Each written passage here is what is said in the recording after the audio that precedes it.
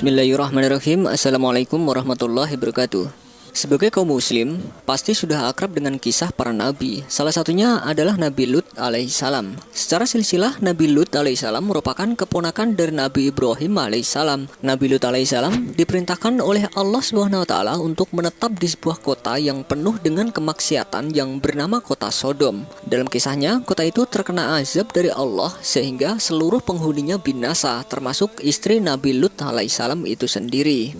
Sebelum lanjut videonya, tekan tombol subscribe dan nyalakan notifikasinya. Bagikan video ini ke teman dan keluarga kalian, karena sebaik-baik kalian adalah orang yang mempelajari Al-Quran, kemudian mengajarkannya kepada orang lain. Satu lagi, simak video ini sampai selesai, biar nggak salah paham.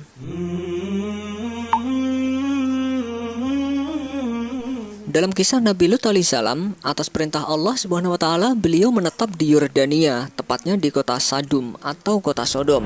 Diceritakan penduduk kota Sodom memiliki akhlak yang sangat buruk, pencurian, penindasan, perlakuan sewenang-wenangan, dan kemaksiatan. Kaum Sodom senantiasa melakukan perbuatan homoseksual dan lesbian.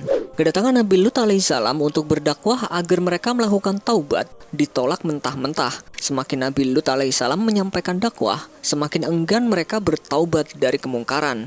Mereka justru menantang azab yang diancam kepada mereka. Seperti yang tertulis dalam surat Al-Ankabut ayat 29 yang berbunyi, "Apakah sesungguhnya kamu patut mendatangi laki-laki, menyamun dan mengerjakan kemungkaran di tempat-tempat pertemuanmu?" Maka jawaban kaumnya tidak lain hanya mengatakan, "Datangkanlah kepada kami azab Allah jika kamu termasuk orang-orang yang benar." Quran Surat Al-Ankabut ayat 29. Nabi Lut alaihissalam memiliki istri bernama Wali'ah. Sebagaimana banyak dinukil oleh para mufasir, Ibnu Abbas mengatakan bahwa Wali'ah tidak termasuk pelaku LGBT. Salah satu versi sejarah menyebutkan bahwa semula Wali'ah adalah istri yang baik. Ketika Nabi Lut alaihissalam sudah tidak ada harapan lagi untuk penduduk Sodom agar meninggalkan perbuatan kejinya, Nabi Lut alaihissalam memohon kepada Allah SWT agar mendatangkan azab. Sungguh, azab Allah sangat menakutkan. Allah mengabulkan doa Nabi Lut alaihissalam. Allah mengutus dua malaikat dalam wujud dua pemuda yang sangat tampan untuk mengetuk pintu rumah Nabi Lut alaihissalam. Ketika dibuka pintu itu, Nabi Lut alaihissalam nyaris terperanjat melihat bagaimana ketampanan pemuda-pemuda yang datang ke rumahnya. Dia pun mempersilahkan para tamu itu masuk untuk menjaganya dari masyarakat kaum Sodom yang tidak akan bisa tinggal diam melihat pemuda tampan seperti itu. Nabi Lut alaihissalam sangat takut kalau kedua tamunya ini akan menjadi korban kekejian kaum Sodom, sehingga merasa sempit dadanya. Dan tatkala datang utusan-utusan kami itu kepada Lut, dia merasa susah dan merasa sempit dadanya karena kedatangan mereka. Dan dia berkata, "Ini adalah hari yang amat sulit." Quran Surat Hud ayat 77. Nabi Lut alaihissalam berpesan kepada istrinya, Wali'ah, dan anak-anaknya untuk merahasiakan kedatangan dua lelaki tampan tersebut. Sayangnya Wali'ah terpengaruh oleh seorang wanita tua yang menawarkan kekayaan berupa emas dan perak dengan syarat ia harus bersedia memberitahu penduduk Sodom jika ada lelaki tampan yang bertamu ke rumahnya. Iman Wali'ah kalah dengan nafsu dan hasrat akan kekayaan dunia. Ia menerima tawaran wanita tua itu. Ia pun memberitahu kaum Sodom setiap kali ada lelaki tampan yang bertamu pada suaminya. Kaum Sodom pun berdatangan ke rumah Nabi Lut alaihissalam dengan penuh keberingasan. Nabi Lut alaihissalam mencoba mencegah mereka dengan menawarkan untuk menikahi putri-putrinya. Hal itu bagi Nabi Lut alaihissalam lebih ringan daripada mereka berbuat bejat kepada tamunya. Namun mereka tidak berniat sedikit pun kepada putri-putri Nabi Lut alaihissalam. Tiba-tiba tamu Nabi Lut alaihissalam itu berkata untuk membuka pintu rumahnya. "Hai Lut, sesungguhnya kami adalah utusan-utusan Tuhanmu. Sekali-kali mereka tidak akan dapat mengganggu kamu." Nabi Lut alaihissalam pun membuka pintu rumahnya. Kaumnya menyerbu masuk dengan penuh kegilaan menuju ke arah tamu-tamu Nabi Lut alaihissalam itu. Ketika itulah malaikat menunjukkan kelebihannya. Akhirnya mata mereka menjadi buta seketika. Mereka berteriak kesakitan dan bingung mencari arah. Bertanyalah Nabi Lut alaihissalam kepada malaikat, "Apakah kaumku akan dibinasakan saat ini juga?" Malaikat menjawab bahwa azab akan ditimpakan kepada kaumnya pada waktu subuh nanti. Malaikat memerintahkan Nabi Lut alaihissalam untuk pergi pada akhir malam nanti bersama semua keluarganya, terkecuali istrinya. Istrinya Wali'ah termasuk yang akan diazab karena ia telah berpihak dan turut membantu orang-orang berbuat kerusakan. Kisah ini tertuang dalam Al-Quran Surat Hud ayat 81. Para utusan berkata, "Hai Lut, sesungguhnya kami adalah utusan-utusan Tuhanmu. Sekali-kali mereka tidak akan dapat mengganggu kamu. Sebab itu pergilah dengan membawa keluarga dan pengikut-pengikut kamu di akhir malam, dan janganlah ada seorang pun di antara kamu yang tertinggal kecuali istrimu. Sesungguhnya dia akan ditimpa azab yang menimpa mereka, karena sesungguhnya saat jatuhnya azab kepada mereka ialah di waktu subuh. Bukankah subuh itu sudah dekat?" Quran Surat Hud ayat 81.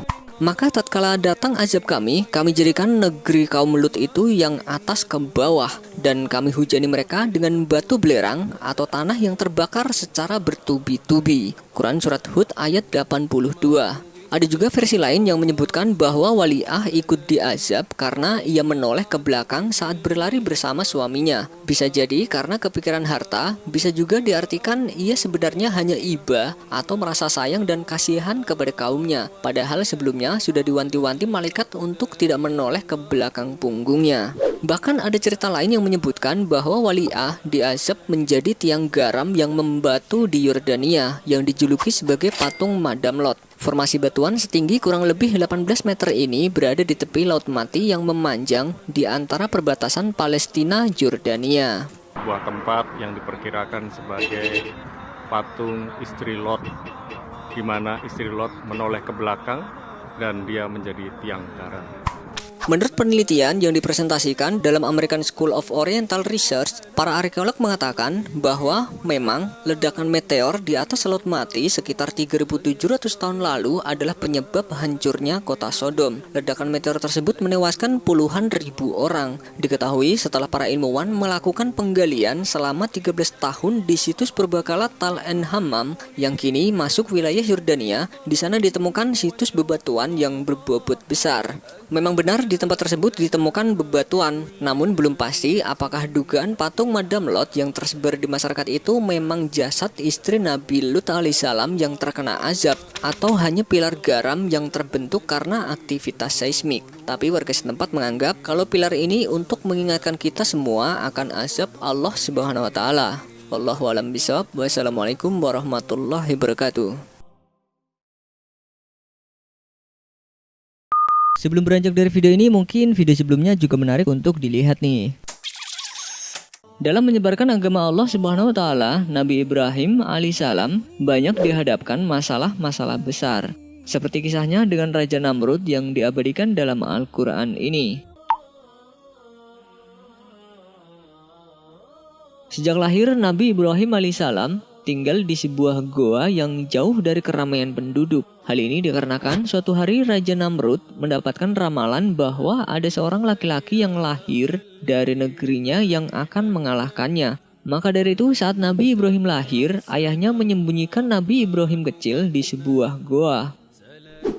Ketika beranjak dewasa, Nabi Ibrahim mencoba keluar dari goa dan penasaran dengan kehidupan luar yang sebelumnya belum pernah dilihat. Nabi Ibrahim bingung melihat banyaknya manusia yang menyembah patung. Kemudian ia pun bertanya kepada ayahnya seperti yang tertera dalam Al-Quran. Ingatlah ketika Ibrahim berkata kepada bapaknya dan kaumnya, "Patung-patung apakah ini yang kamu tekun beribadat kepadanya?"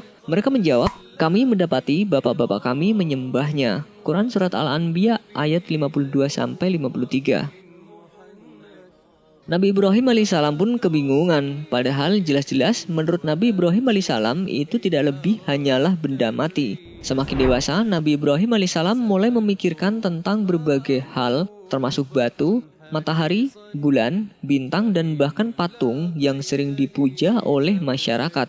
Akhirnya pada suatu saat, beliau menyadari bahwa bintang menghilang saat pagi datang, sedangkan matahari tak terlihat saat senja datang. Awalnya ia bingung siapa yang menciptakan ini semua. Namun lama-lama ia berpikir pasti ada yang menciptakan ini semua. Seperti yang tertera dalam surat Al-An'am tentang Nabi Ibrahim yang mencari Tuhan. Allah Subhanahu wa taala berfirman, "Dan demikianlah kami perlihatkan kepada Ibrahim tanda-tanda keagungan kami yang terdapat di langit dan di bumi. Dan kami memperlihatkannya agar dia termasuk orang yang yakin." Quran Surat Al-An'am ayat 75. Ketika malam telah gelap, dia melihat sebuah bintang, lalu dia berkata, "Inilah Tuhanku." Tetapi tatkala bintang itu tenggelam, dia berkata, "Saya tidak suka kepada yang tenggelam." Quran Surat Al-An'am ayat 76. Kemudian tatkala dia melihat bulan terbit, dia berkata, "Inilah Tuhanku." Tetapi setelah bulan itu terbenam, dia berkata, "Sesungguhnya jika Tuhanku tidak memberi petunjuk kepadaku, pastilah aku termasuk orang yang sesat." Quran Surat Al-An'am ayat 77. Kemudian tatkala ia melihat matahari terbit, dia berkata, "Inilah Tuhanku, ini yang lebih besar." Maka tatkala matahari itu terbenam, dia berkata, "Hai kaumku, sesungguhnya aku berlepas diri dari apa yang kamu persekutukan." Quran Surat Al-An'am ayat 78. Sampai akhirnya Nabi Ibrahim alaihissalam menyadari bahwa Allah Subhanahu wa Ta'ala yang menciptakan semuanya, bukan berhala yang banyak disembah oleh banyak masyarakat saat itu, termasuk Raja Namrud. Saat itu juga Nabi Ibrahim alaihissalam berpikir untuk menghancurkan berhala-berhala yang dijadikan Tuhan oleh mereka.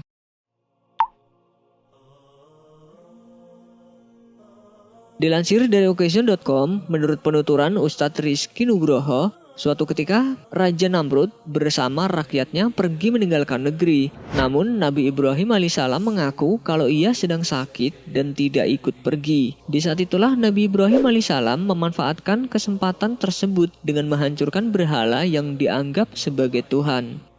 Seperti dalam surat Al-Anbiya ayat 57 yang berbunyi, "Demi Allah, sesungguhnya aku akan melakukan tipu daya terhadap berhala-berhalamu sesudah kamu pergi meninggalkannya." Quran Surat Al-Anbiya ayat 57. Nabi Ibrahim alaihissalam menghancurkan 72 berhala dan menyisakan satu berhala yang paling besar. Pada patung yang paling besar itu, Nabi Ibrahim alaihissalam meletakkan kapak yang digunakan untuk menghancurkan berhala lain di lehernya. Saat Raja Namrud dan pengikutnya datang, mereka kaget dan sangat marah melihat patung yang mereka sembah hancur berantakan. Saat itu Raja Namrud bertanya kepada Ibrahim, siapa yang berani melakukan hal itu? Namun Nabi Ibrahim alaihissalam malah menyuruh mereka bertanya pada berhala yang paling besar itu, karena ia satu-satunya yang memegang kapak. Tapi mendengar hal itu, Raja Namrud malah marah dan bilang mana mungkin patung bisa diajak berbicara. Dengan lantang, Nabi Ibrahim alaihissalam menjawab, jika patung yang tak dapat bicara dan bergerak, mengapa dijadikan Tuhan dan harus disembah? Seperti yang tertulis dalam Al-Quran saat Nabi Ibrahim alaihissalam berbicara kepada Raja Namrud dan kaumnya. Berkata Ibrahim, apakah berhala-berhala itu mendengar doamu sewaktu kamu berdoa kepadanya? Atau dapatkah mereka memberi manfaat kepadamu atau memberi mudarat? Mereka menjawab, bukan karena itu. Sebenarnya kami mendapati nenek moyang kami berbuat demikian. Quran Surat Asy-Syu'ara ayat 72-74. Mendengar jawaban Nabi Ibrahim alaihissalam, sang raja dan masyarakat pun terdiam sejenak. Selain itu, Raja Namrud dan pengikutnya pun tak bisa membantah. Tapi Raja Namrud memerintahkan Nabi Ibrahim alaihissalam untuk ditangkap dan dibakar hidup-hidup. Namun setelah api itu padam, Nabi Ibrahim alaihissalam masih segar bugar dan tidak mengalami luka sedikit pun. Itulah yang menjadi mukjizat Nabi Ibrahim alaihissalam yang tidak mempan dibakar. Wallahu a'lam bishawab. Wassalamualaikum warahmatullahi wabarakatuh.